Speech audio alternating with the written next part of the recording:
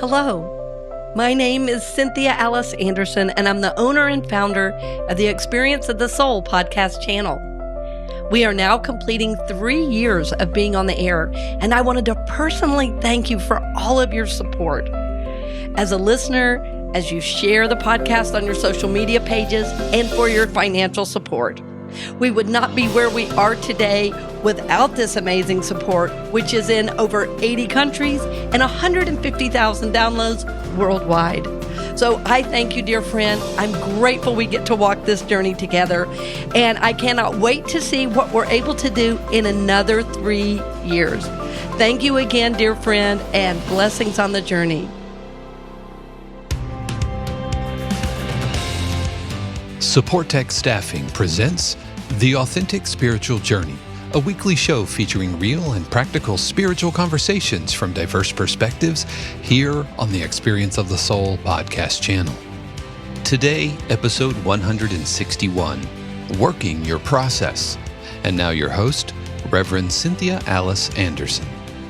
Good morning and welcome to the Authentic Spiritual Journey. My name is Cynthiaaliceanderson. I'm the host, and I'm here today in 818 Studios with my producer. Hello, everybody. This is Dave Croft. Welcome to episode 161 of the Authentic Spiritual Journey. I hope that you are doing amazingly well today. And I got to say, as the world has started to open up again and schedules start becoming a little bit busier, we've had to find new and creative places and times to record. So if our voices sound a little deeper, or if we feel a little lower energy, it's because we don't have enough coffee on board, because it's like 7:30 in the morning.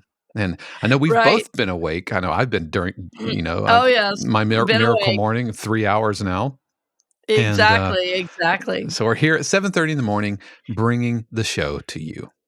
Well, this morning I haven't been up quite that early. When my alarm went off, my body and my spirit said, "You really need to rest today." So I try to listen to that.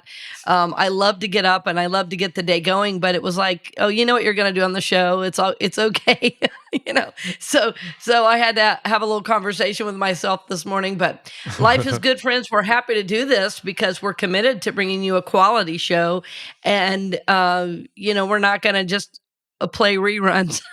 We're not going to do what major networks do. We're going to hang in there. You know what I thought might be a fun thing to do, though, 1 month is to play like our most listened to shows, like the top 4 shows.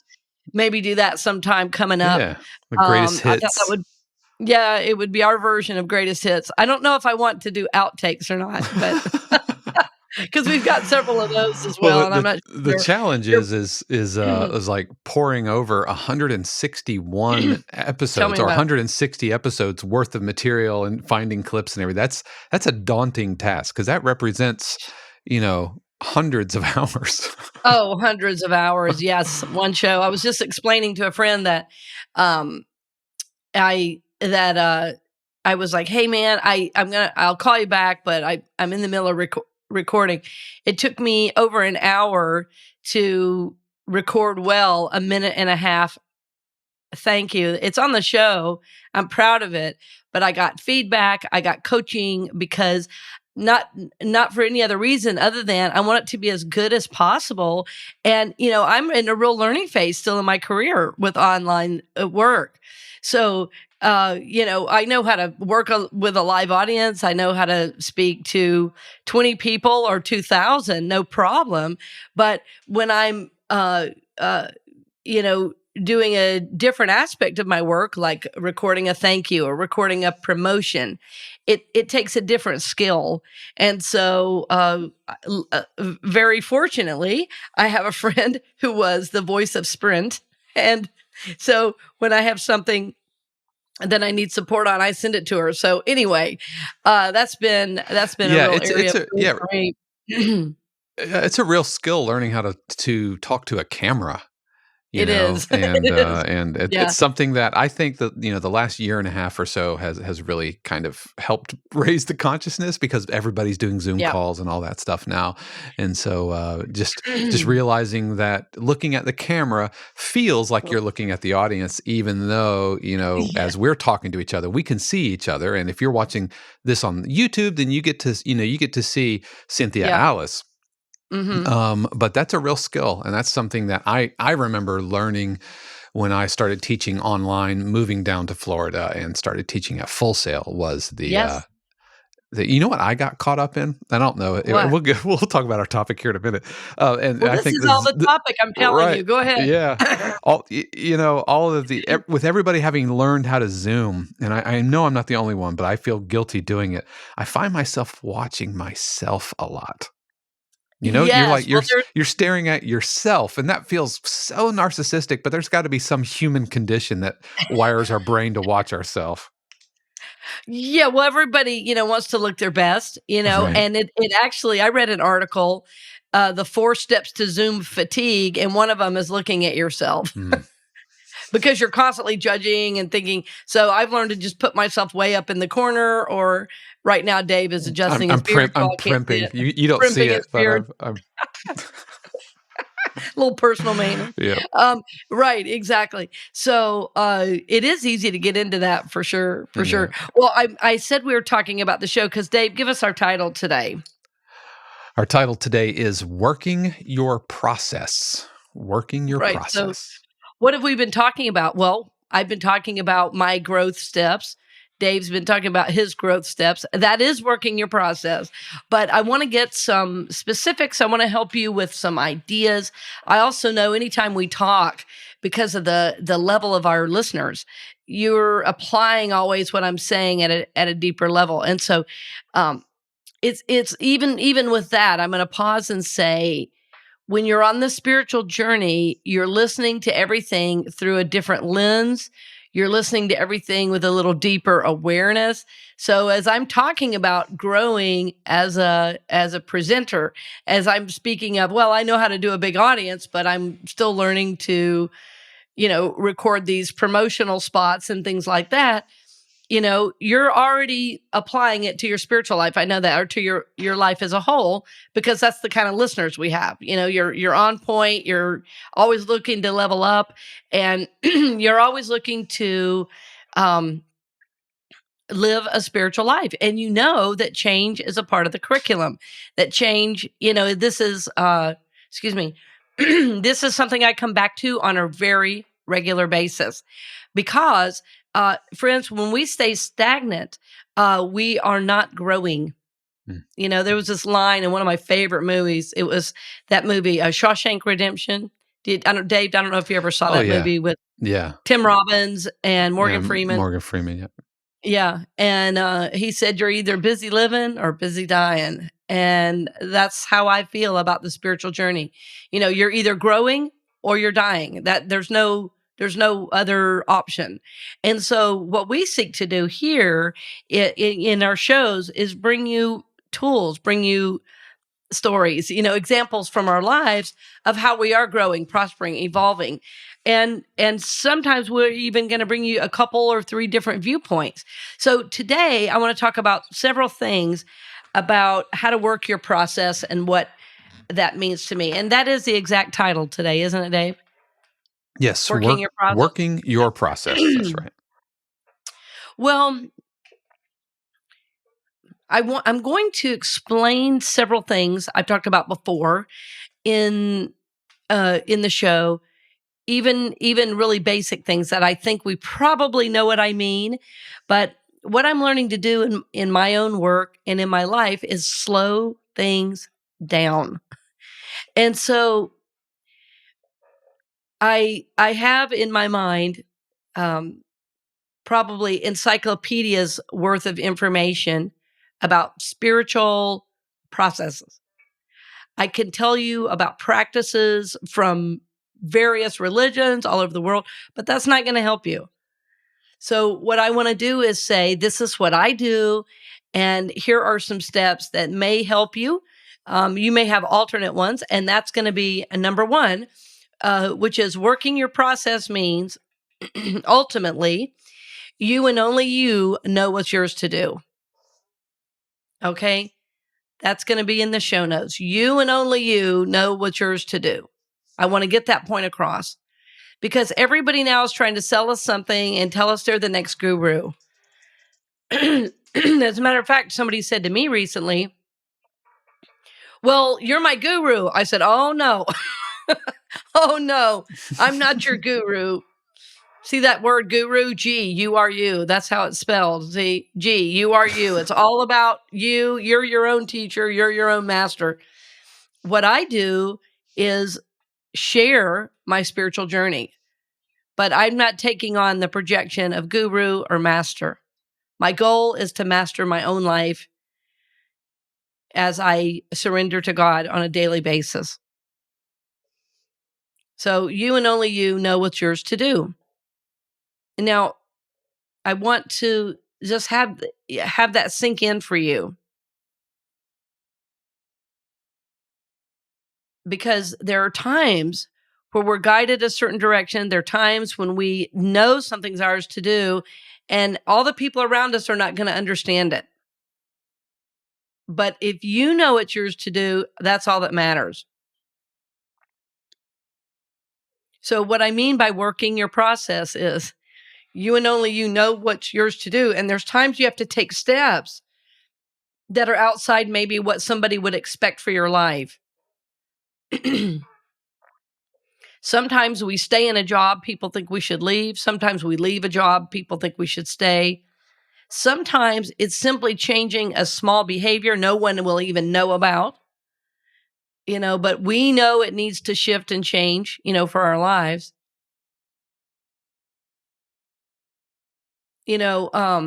Recently, here's an example of something I began doing. I've been really guided, really all through COVID, and especially after my mom's passing, to give of my time. I believe so strongly in being of service. I think it's really the highest spiritual call is to be of service to others. And with leaving my job, I moved, and my mom's passing, there was so much going on that I didn't have the energy to give to others. And so part of working my process was honoring that stage. It's like, okay, there's things I have to do. I have to be present. There's things I'm creating. I have to do that. But now that I've come out of that, yes, I'm still in the creation aspect of my business, but things have kind of, my mom would say, they've gone to a dull roar. The things in my business have calmed down so that every day I have a general schedule and I know what to expect. So as things started to calm for me, I noticed this sense that something was missing. Now, no teacher or guru could have told me that what was missing. No workshop or class could have told me that. So I had to simply get quiet and listen. And that's number 2. Get quiet and listen. Number 1 is you and only you, know what's yours to do. Number 2 is you get quiet and listen. And this is the one most of us don't do. We just mostly keep forging ahead. So when I got quiet and like I was feeling this sense of like wanting to be of service, I didn't know where or how. The work I've done with Orlando Minority Youth Golf Association has been on a pause because of COVID, and they're working their schedule, differently. They're not bringing in speakers right now. So when I got really quiet, I realized the work I am to do is to serve the elderly, is to be of service to the elderly. And so I called a friend who owns a business of serving the elderly in her home. So it's a small situation. And I can't tell you what joy that's brought me and how simple it has been to add into what I'm already doing and what a gift it is to my spirit. And all I had to do to know like where to send my attention and my energy was to get quiet and listen. Like, it's like, take a pause. I'm learning taking a pause, it changes everything, because it's a time to stop, to allow images to come to you, to explore feelings. It's even a time to dissolve emotional pain. But see, until we get quiet, we're just moving ahead, and we're like dragging all this stuff with us.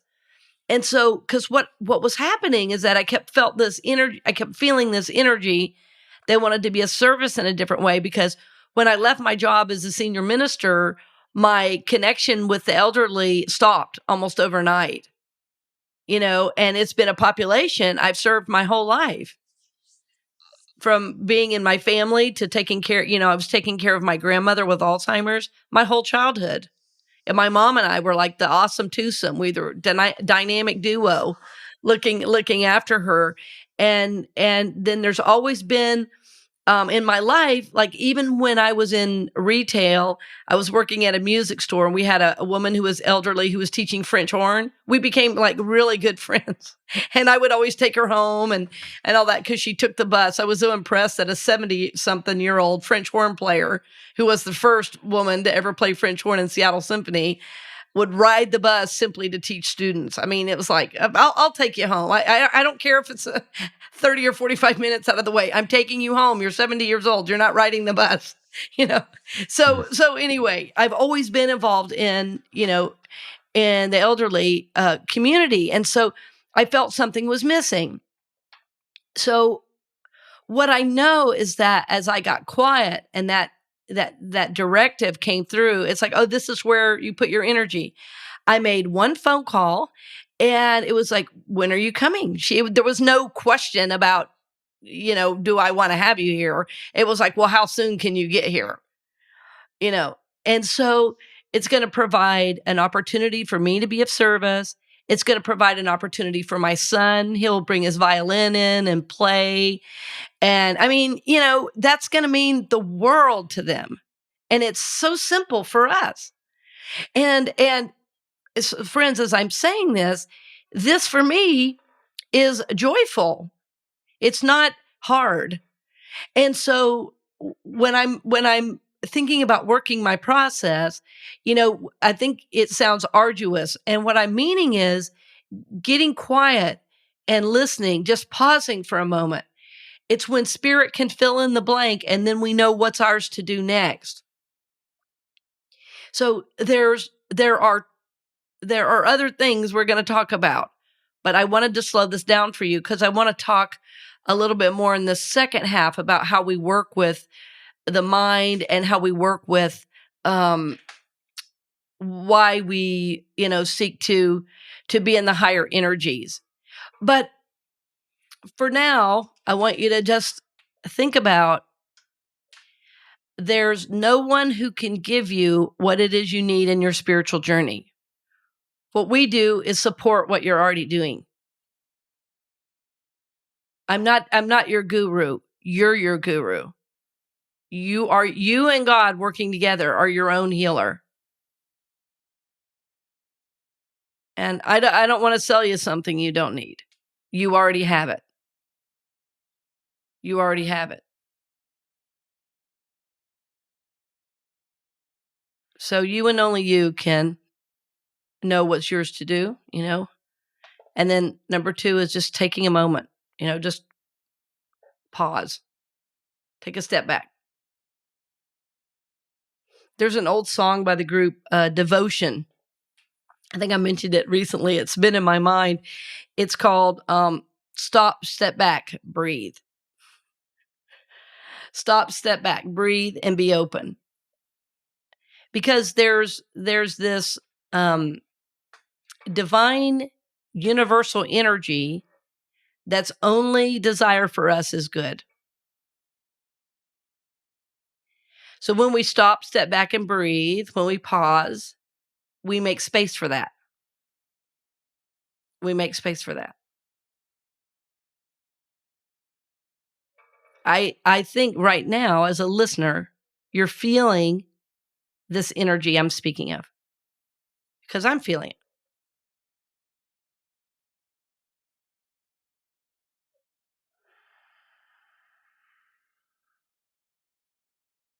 What you are doing when you're stopping and you're breathing, you're taking a pause.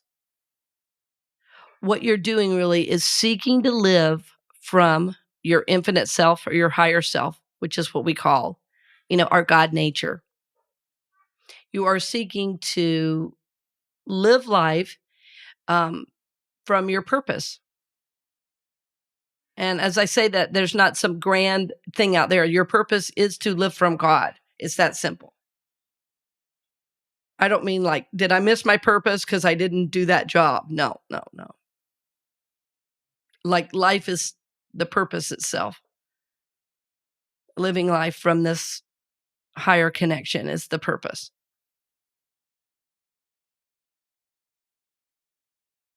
So there is this universal God energy that wants nothing for you but good. And so when you think of God this way, as the universe itself, like conspiring to bring you your goodness, why would you not want to be in communication with that? Why would you not want to experience that on a daily basis? Because see, when we're living from the mind, it's very, very limited. So it's like you begin to, in this pause, you begin to move from the intellect to your intuitive self, your higher spiritual self, which is the soul, which lives, it's where our intuition lives. And so then the soul works with the intellect to bring you, your good. But we have to know that the universe wants nothing but good for us. The universe is conspiring to bring you your good. So I want you to honor my goal. My desire for myself, my hope, I should say, my hope for you is that you will, be willing to tap into this presence, this energy, this love, this thing we call God on a regular basis, that you will be able to love yourself enough to pause, to love yourself enough to rest in this energy and allow it to inform, to bring good, to bless your life. And this is what we seek to do on a daily basis. So let's talk more about this as we come back right after these brief messages. Are you ready for life to get better, easier? What if one of the keys was learning to love yourself? You could stop the daily wishing things were different and live the life you have right now with true self-love. There's great freedom in this. Join Cynthia Alice on this journey to self-love. For more course information, head over to www.cynthiaaliceanderson.com. Learning to Love Yourself begins on Monday, August 9 at 7 p.m. There are only 2 more weeks to reserve your space, so register today. We'll return to the program in just a few moments, but first, we wanted to give a special word of thanks to our podcast partners, Supportek Staffing. Supportek Staffing is an innovative staffing agency built on the principle of caring about employers and employees as they navigate these new workforce and workplace challenges. If you're an employer, they want to be your human resource partner and help with the changes needed during the pandemic. If you're a candidate, they want to become your lifelong career agent to help you grow into your fullest potential. Supportek prioritizes support over volume, integrity over profits, and will treat your business and your career as if it was their own. You can learn more at supportekstaffing.com. That's SUPPORTEK staffing.com. We now return you to this week's episode of The Authentic Spiritual Journey with your host, Reverend Cynthia Alice Anderson. Welcome back. We're glad you're with us. I'm feeling so centered and at peace. And I honestly feel it's because this is my time. I'm always meditating and journaling. And so, friends, I hope you're feeling into this energy with us. I hope it's blessing you. And I hope you are with us in terms of how we're thinking about this topic, how we're talking about working your process, I want to mention a little more about why we do this and kind of what happens in the mind. So I said a little earlier that what we seek to do, is live from soul. We seek to live from the higher self. And, when you hear me talk about meditation and deep breathing and all those things, what we're seeking to do is to change the direction of the energy in the mind. Because in the mind, we're usually focused on all the outer things, and the mind is going, thinking, trying to figure it out. And when we meditate, or when we become still, we don't even have to use the word meditation, but when we become still and we are, seeking higher energy and guidance in our lives, which could look like sitting and meditating. It could be going on a long bike ride or walk. It could be just really connecting in. What we're seeking to do is, connect with the higher self so that we change the energy in the brain and are able to receive direction. So we're seeking to quiet the intellect and open the intuition, which we always think of as at the level of the heart, even though science tells us it is just a different aspect of the mind that we're we are, activating. And Time Magazine has done several stories over the years. One of my former teachers used to use these images where it showed different aspects of the brain that light up, during meditation. So it's not that it only feels different, it is different because you are accessing a different aspect of the mind, so instead of being all in this frontal lobe aspect of the brain, different areas open up for receiving information. So there's actually a very deep science and awareness to what I'm speaking of. And so over time, you've heard of the synapses in the brain and the various connections, the neural pathways, they're called. Well, when we're used to thinking things to death, those pathways are very well defined. I'm fond of saying the Grand Canyon of pathways when it's something we've been doing our whole lives. So when you're learning to meditate or you're learning to still the mind, you're creating new pathways. And so, it takes time and it takes energy and it takes intention. But when we do this on a regular basis, when we take time to pause, when we take time to, kind of tap into this higher self, over time, those pathways get very defined. And so people often ask, they say, well, I can't meditate. My mind is busy. And I start laughing and say, me too. But what you're learning is every time you are meditating, you're creating a new pathway. So even if the mind is still trying to get your attention, you are actually still creating this new way of thinking and being. So I wanted to encourage you in that, to say, if you think you're doing it wrong, welcome to the world of trying to quiet your mind. We think, the Buddhist monks, they have those special robes and, we say, oh, they've got it all figured out. Well, if you read any books written by Buddhist monks, they'll tell you their minds are going crazy like ours are. The only difference is they don't stop because of that. They meditate for days on end, hours on end, months at a time in silence. So I'm not suggesting you have to do that. Yeah, although, go ahead.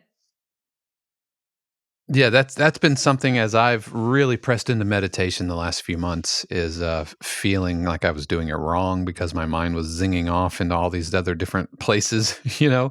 But that's part of it, and learning how to recognize that, hey, you're not thinking of the thing that you think you should be thinking of. So just kind of take it, acknowledge it, and then bring yourself back, whether you're focusing on your breathing or whether you're focusing on, how your body's feeling, or whether you're focusing on, a visualization or something, just acknowledging it, not calling it bad or whatever.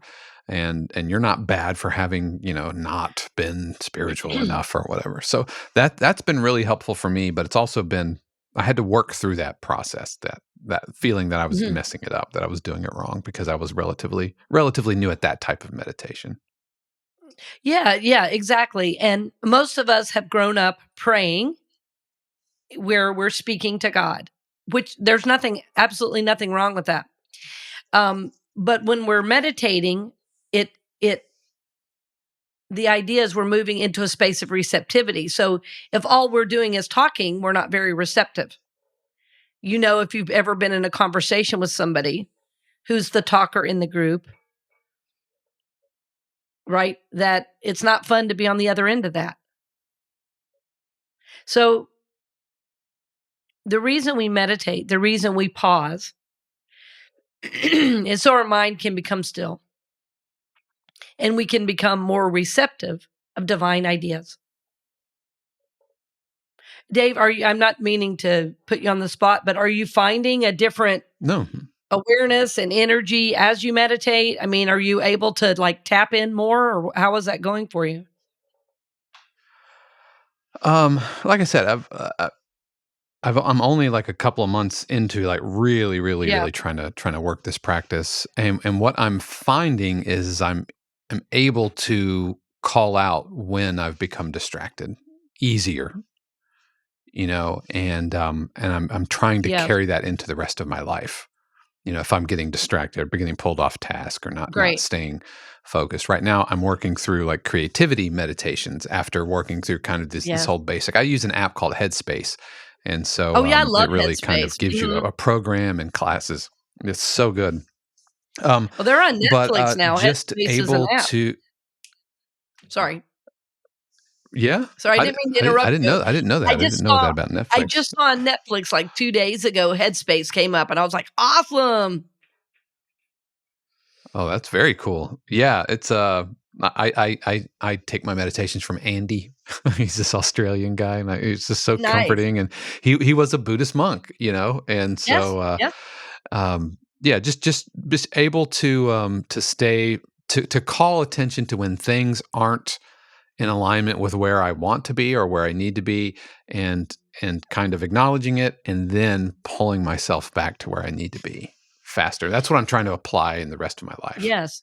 I'm glad you said that because, right, that's the whole idea. And I was going to mention that if this is new to you, I mean, it's funny that you mentioned that. Often to do a guided visualization helps, especially at the beginning, because your mind is always going to be busy, right? So that's the mind's job. So when we say, well, my mind's busy, I'm not going to meditate. Well, you never will then, because the mind's job is to think. And so when we start out with trying to quiet the mind with a guided visualization, it kind of gives the mind something to hook onto and to listen. And then your soul can still kind of drop in. It's why sometimes we also use a word like a mantra as we meditate. And you can do something simple like God or love, or peace. And often the way I do that is I just repeat the word kind of on a rhythm, just very quietly in my mind, like, peace, peace, peace, just very gentle. And then eventually the word falls away and I'm dialed in. But first of all, in the app, in the app, they talk about counting your breaths, but don't count like past 10. So like yeah, 1 inhale, 2. And so if you find yourself getting pulled off, or your brain zings off, once you go, hey, I'm not thinking about it, then you focus back on the breath, and then you jump back on the counting. And so that's kind of the touchstone to help keep you, like, I don't know, it gives you an anchor, it does. And so the words you're talking about kind of gives you an anchor. Yes, it gives you something to come back to. And again, the mind needs something to focus on. to keep it busy. And intention, friends, is everything. Intention is everything, because if your intention is to connect and you're sitting in this place and you've created a sacred space for yourself, I always light a candle and either burn cedar or sage. And, that immediately tells all of my senses what's about to happen. So before I ever even take my first breath, my body's already preparing to go inward. Like sometimes I'll say to my son, hey, I'm going under.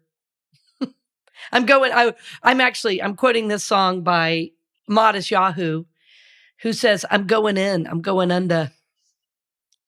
And Dave, I'll get you that song. I'm trying to remember the name of it, but I'll dig it up. Yeah, I'm going in, I'm going under, something like lightning, roar like thunder. But that phrase, I'm going in, I'm going under, is exactly that. My son knows at 14 that when I say that, I'm not to be disturbed for the next hour. He knows what's going to be happening is connection with my higher energy. So think about this, friends, and tap into it with me. I hope you are. This energy and this feeling, this sense. What I have not said that may need to be said today is that it's an understood expectation before we ever start any show that you're interested in taking 100% responsibility for your life. Because the only reason to work your process is because you want your life to make a difference. You want your life to be lived from purpose. You want to live a spiritual life. You want to live from your wholeness. You seek to live from your soul rather than the intellect and ego. You seek to bless the world by your presence.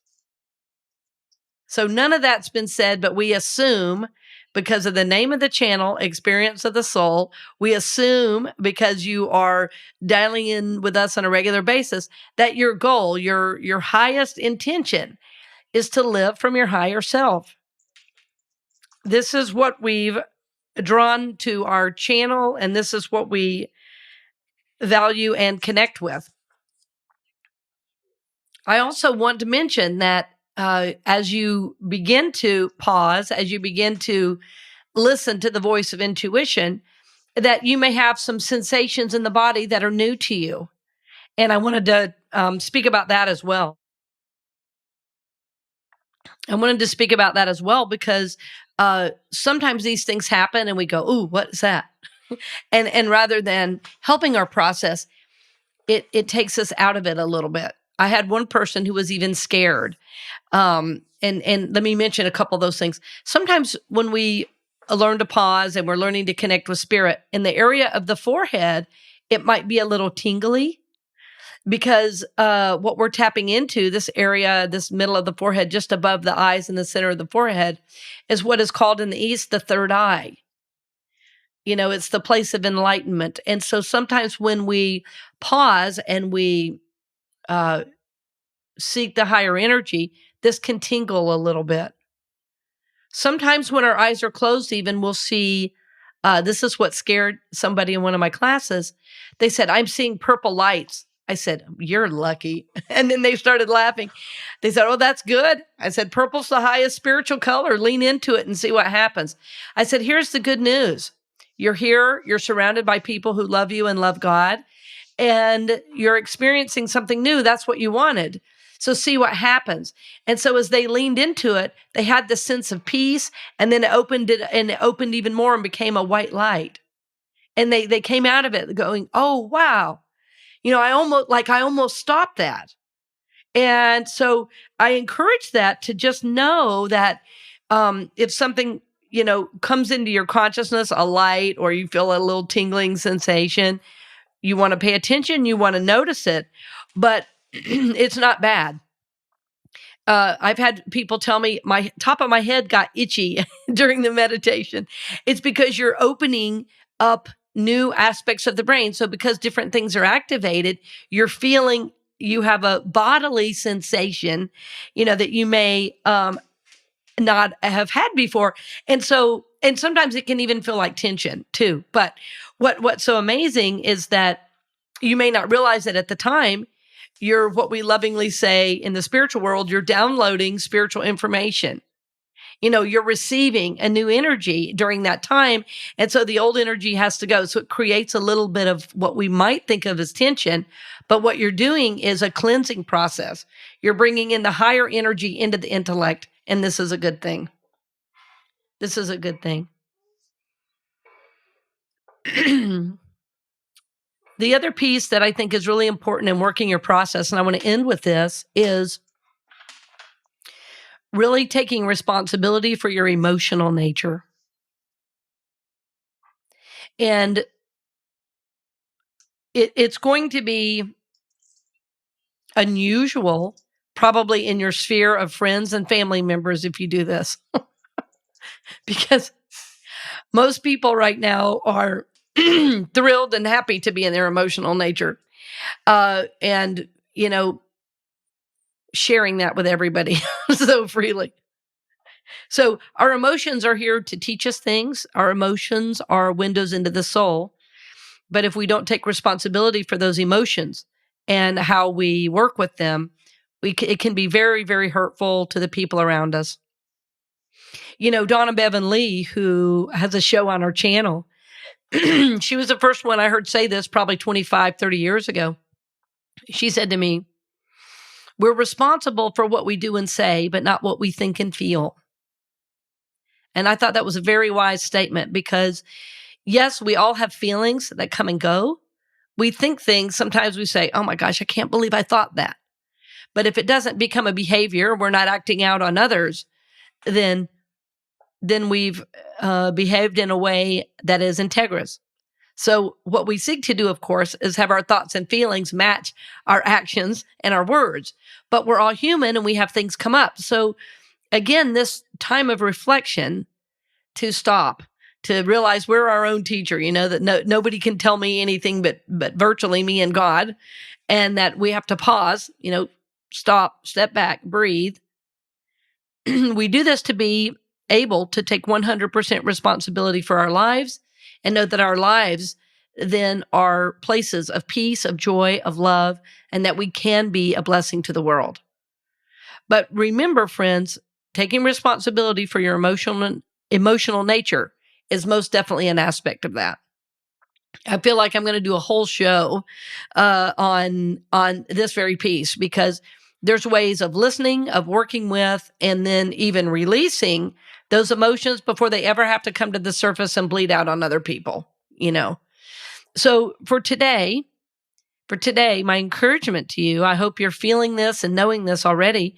My encouragement to you is to know just how divinely inspired and endowed you are, that you have the very Creator itself, himself, herself within you. And that you and God know exactly what's yours to do, when and how to do it. And that if you just move forward in life, you're not always going to know if you're on track. And so I hope you will pause, that you will take a step back and make time to listen to the voice in you that is the soul, to the voice in you that is your intuition, and put your intellect and ego, in its proper place. And that as you learn to take responsibility for your life, that your life will be a place of peace, of joy, of love, and all good things. So this is our hope. This is our prayer for you. This is our prayer for the world, ultimately, friends. So we're happy that you join us. We're happy and so grateful for all of your blessing and your financial support. And as you share it on the social media pages, we're grateful. So blessings on the journey, dear friend, and we'll see you next week. We hope you've enjoyed this week's episode of The Authentic Spiritual Journey, presented by Supportek Staffing. This channel is also made possible because of listeners just like you. If you would like to support the channel with your tax-deductible contribution on an ongoing basis or through a one-time gift, head over to experienceofthesoul.com/support. The Authentic Spiritual Journey is copyright 2021 CynthiaAliceanderson, all rights reserved. Our theme music is composed by Dave Croft and used with permission from RR Hot Publishing. The Experience of the Soul podcast channel is a production of 818 Studios.